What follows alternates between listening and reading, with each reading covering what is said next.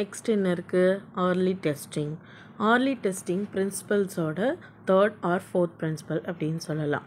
So early testing-ல to find the defect in the software, early test activity should be started.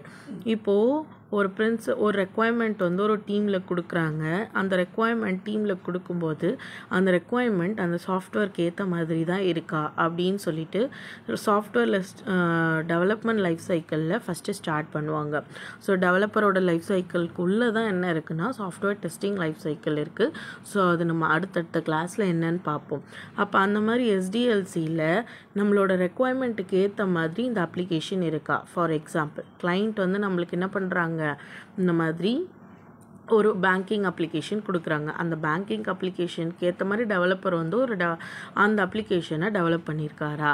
அந்த மாதிரி ரெக்குவயர்மெண்ட்டுக்கு ஏற்ற மாதிரி இந்த அப்ளிகேஷன் இருக்கா? இப்போ எனக்கு வந்து ஒரு மெசேஜ் அனுப்புகிற மாதிரி ஒரு அப்ளிகேஷன் ரெடி பண்ண சொல்லியிருக்காங்க.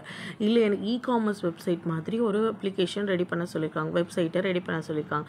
அப்போ அந்த மாதிரி கஸ்டமருக்கு ஏற்ற ரெக்குவயர்மெண்ட்டுக்கு ஏற்ற மாதிரி இந்த அப்ளிகேஷன் இருக்கான்னு பார்க்குறது என்னது early testing. ஸோ இந்த மாதிரி பாசிபிள் இருக்கும்போது நம்மளுக்கு என்ன பண்ணுவாங்க அப்படின்னா இதோட பர்ஃபார்மன்ஸ் அதுக்கப்புறம் இனிஷியல் ஸ்டேஜில் நம்ம கண்டுபிடிக்கிறதால இந்த அப்ளிகேஷன்ஸ் வந்து கரெக்டாக இருக்கா இல்லையா, ரெக்குவயர்மெண்ட்டுக்கு ஏற்ற மாதிரி இருக்கா இல்லையான்றது தான் early testing அப்படின்னு சொல்லுவாங்க. தேங்க்யூ.